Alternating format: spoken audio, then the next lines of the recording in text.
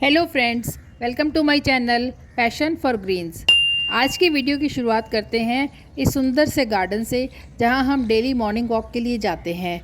चारों तरफ खूबसूरत पेड़ पौधे इस मौसम का आनंद ले रहे हैं, और लें भी क्यों नहीं, ये उनका फेवरेट मौसम जो है मानसून का, यानी कि बरसात का। इस मौसम में हर तरह का पौधा, चाहे छोटा हो या बड़ा हो, पूरे तरह से हरियाली के रंग में रंग जाता है।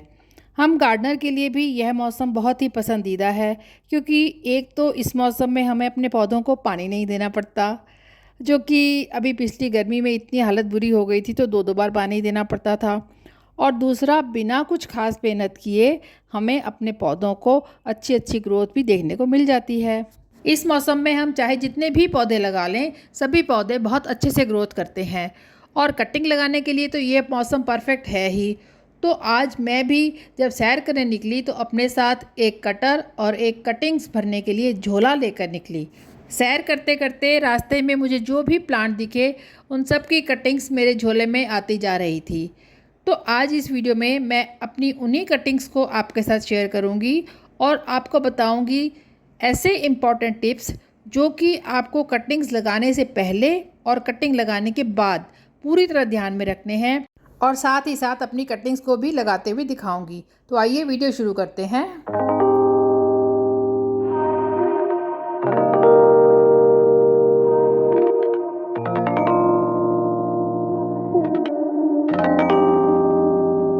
बहुत बार हम कटिंग्स तो ले आते हैं और उन्हें लगा भी देते हैं, लेकिन वह कटिंग पूरी तरह ग्रो नहीं कर पाती, और कभी गल जाती है और कभी ड्राई हो जाती है।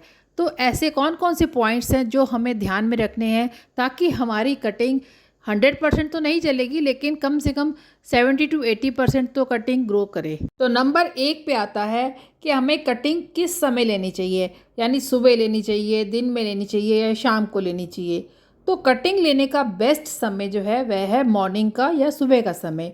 लेकिन आजकल जैसे बारिश का मौसम है, तो आपके यहाँ अगर क्लाउडी है तो आप दिन के समय भी ले सकते हैं, लेकिन जब भी तेज़ धूप हो उस समय कटिंग बिल्कुल नहीं लेनी चाहिए। दूसरा इम्पॉर्टेंट पॉइंट है कि हम जिस टूल से कटिंग काटते हैं, यानी चाहे वो प्रूनर हो या कटर हो या सीज़र हो, तो उसे हमें अच्छी तरह से स्टरलाइज़ कर देना है। क्योंकि अक्सर हमारे टूल्स पर मिट्टी लगती है या और भी किसी तरह के कोई कीटाणु वगैरह हो सकते हैं। उनसे अगर हम कटिंग लेंगे तो ये हो सकता है हमारी कटिंग उससे भी इन्फेक्टेड हो जाए और वह प्रॉपरली ग्रो ना करे। जो भी आपके पास सैनिटाइज़र वगैरह होते हैं, उनको इस तरह कॉटन में लगाकर या स्प्रे करके आप अपने टूल्स को अच्छे से साफ़ कर लीजिए। जब आप इस तरह से प्रॉपरली स्टेरलाइज करे हुए टूल्स से कटिंग लेंगे तो उनके ग्रो करने के चांसेस बढ़ जाते हैं। अगला इम्पॉर्टेंट टिप है कि हमें कटिंग्स को हमेशा छोटे छोटे गमलों में या छोटे छोटे पॉट में लगाना चाहिए। देखिए, जैसे इस तरह से ये 3.5 इंच का पॉट है और इसमें नीचे कितने सारे होल हैं। इस तरह के पॉट में जब आप कटिंग लगाएंगे तो वह अच्छे से ग्रो करेगी, क्योंकि जो भी एक्स्ट्रा पानी होगा वह इन होल से बाहर निकल जाएगा और कटिंग के गलने के जो चांसेस हैं वह बहुत ही कम हो जाएंगे। और फ्रेंड्स, ये देखिए, जो कटिंग्स मैं इकट्ठी करके लाई हूँ वहाँ से कितने सारे स्नेक प्लांट हैं। और ये देखिए छोटे वाला स्नेक प्लांट जो कि काफ़ी कॉस्टली भी आता है, और ये बहुत ही महंगा पौधा है। ये एलोकेशिया प्लांट की एक रेयर वैरायटी है, और इसको भी मैंने माली से मांग कर ले लिया। और देखिए, इसमें से मैं 2-3 प्लांट बना लूँगी। इसके साथ ही ये देखिए एक बर्ड का पौधा भी लाई हूँ मैं, जिसे बॉन्साई बनाने की कोशिश करूँगी। बहुत से और भी पौधे लाए हूँ। अब हमने अपनी कटिंग्स लेने के लिए सारा सामान इकट्ठा कर लिया, लेकिन कटिंग लेनी कैसी है? कटिंग 2 तरह की होती है। एक तो हार्डवुड या सख्त लकड़ी वाली कटिंग, और एक है सॉफ्ट स्टेम वाली कटिंग। ये जो आप देख रहे हैं ये हार्डवुड कटिंग है, और ये जो लालसा प्लांट की कटिंग है यह एक सॉफ्ट स्टेम कटिंग या नरम लकड़ी वाली कटिंग है। इसे आप सॉफ्ट स्टेम ही कहें तो ज़्यादा अच्छा है, क्योंकि यह वुड तो कहीं से भी नहीं है। इसकी स्टेम में वाटर कंटेंट थोड़ा ज़्यादा होता है। अगर थोड़े टाइम आप कटिंग को ऐसे ही रखेंगे तो यह बिल्कुल ड्राई हो जाएगी और एक धागे की तरह पतली सी हो जाएगी, क्योंकि सारा पानी इवेपोरेट हो जाएगा। आप जो हार्डवुड की कटिंग लेंगे वह भी कम से कम 6 से 8 इंच की तो लें, और एक पेंसिल की थिकनेस उसमें ज़रूर होनी चाहिए। उससे ज़्यादा मोटी कटिंग भी आप ले सकते हैं। ये आपको देखने में ऊपर से ब्राउन लग रही होगी, लेकिन अगर आप इसे थोड़ा सा चीरेंगे तो यह देखिए अंदर से ग्रीन कलर की दिखेगी। इस तरह की कटिंग लेने से उसके ग्रो होने के चांसेस 80 to 90% हो जाते हैं। एक इम्पॉर्टेंट टिप यह है कि जब भी आप कटिंग लें तो कम से कम 8-10 कटिंग तो ज़रूर लें, क्योंकि कटिंग के सक्सेस होने के चांसेस जो हैं वह 100% तो कभी भी नहीं मिलते। अगर आप 2-3 कटिंग ही लगाएंगे तो हो सकता है उनमें से कोई भी ना चले। तो कम से कम 8-10 कटिंग ज़रूर लगाएं, ताकि आपके पास 50% अगर मान के चलें तब भी 5 से 7 कटिंग आपको ग्रो होकर तैयार मिल जाएंगी, जिनसे आप नए प्लांट बना सकेंगे। इसके साथ ही यह भी ध्यान रखिए कि कटिंग आप हमेशा मैच्योर प्लांट की लीजिए, जो कम से कम 2-3 साल पुराना हो। नए प्लांट की कटिंग इतनी जल्दी ग्रो नहीं करती, क्योंकि उसमें वुडी कटिंग आपको नहीं मिलेगी, ग्रीन कटिंग ज़्यादा मिलेंगी। जब भी आप किसी प्लांट से कटिंग लें तो कोशिश कीजिए कि टहनी के सबसे ऊपर की यानी टिप की कटिंग आप लें। इससे जो कटिंग के ग्रो होने के चांसेस हैं वह बहुत ज़्यादा बढ़ जाते हैं।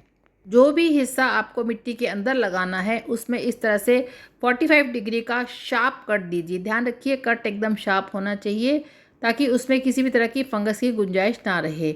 इससे क्या होगा कि ज़्यादा से ज़्यादा एरिया जो है वह रूट पकड़ने के लिए तैयार होगा। नेक्स्ट इम्पॉर्टेंट टिप है कि आप कटिंग्स को ग्रो करने से पहले उनमें रूटिंग हार्मोन का इस्तेमाल ज़रूर करें। आप चाहें तो बाज़ार से रूटिंग हार्मोन ले सकते हैं, नहीं तो इस तरह से आप शहद का इस्तेमाल कर सकते हैं, यह भी एक अच्छा रूटिंग हार्मोन है। या ये हल्दी मिली हुई दालचीनी का इस्तेमाल कर सकते हैं, और एलोवेरा का इस्तेमाल तो आप कर ही सकते हैं। तो ये तो थे इम्पॉर्टेंट टिप्स। जब भी हम कटिंग लगाएंगे उससे पहले हमें इन सब बातों का बहुत ही ध्यान रखना है। अब ये कटिंग हमें तैयार मिल गई है, तो हम सबसे पहले सॉइल मिक्स तैयार करेंगे। कटिंग्स ग्रो करने के लिए हमें ऐसा सॉइल मिक्स चाहिए जिसमें पानी बिल्कुल भी ना रुके, क्योंकि कटिंग्स के ख़राब होने का मेन रीज़न होता है कि पानी रुक जाता है और वह कटिंग गल जाती है। तो इसके लिए हम लेंगे 50% गार्डन सॉइल, 40% ही लेंगे हम रिवर सैंड, और इसके अलावा हम 20% कंपोस्ट लेंगे और थोड़ा सा फंजीसाइड भी मिला देंगे। जब भी आप कटिंग्स को ग्रो करें उसमें जो भी एक्स्ट्रा पत्ते हैं या लीव्स हैं उन्हें आप निकाल दीजिए, ताकि प्लांट अपनी सारी ग्रोथ रूट्स बनाने में लगाए, ना कि लीव्स को ग्रो करने में।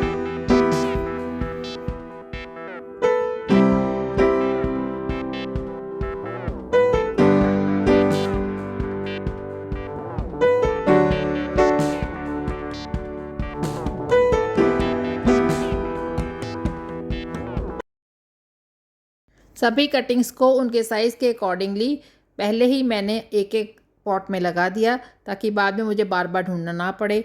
ये सभी कटिंग्स लगाते लगाते कब रात हो गई पता ही नहीं चला। तो आप भी जब इस तरह से कटिंग लगा लें तो पहली बार जब इसे पानी देंगे तो 1 लीटर पानी में 2 ग्राम फंजीसाइड मिलाकर ही पानी दें।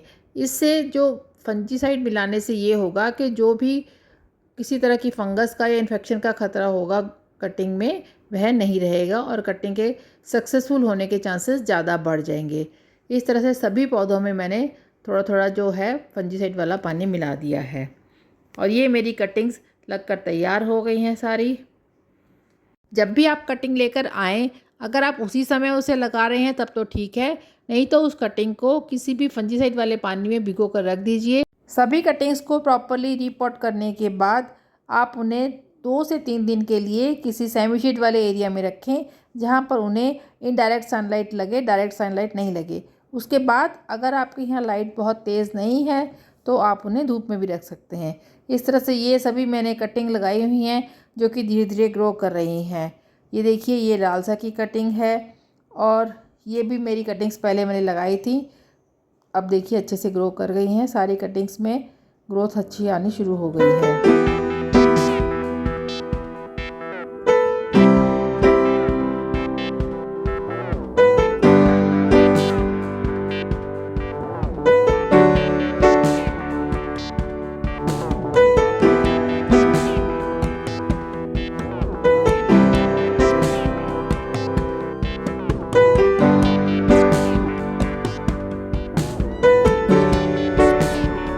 सो फ्रेंड्स, आप भी इस बरसात के मौसम में अपनी मन मर्जी के पौधों की कटिंग्स लाइए।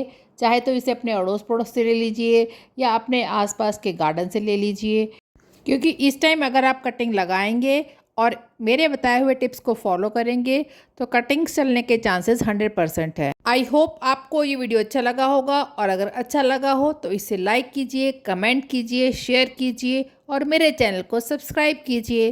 Thanks for watching.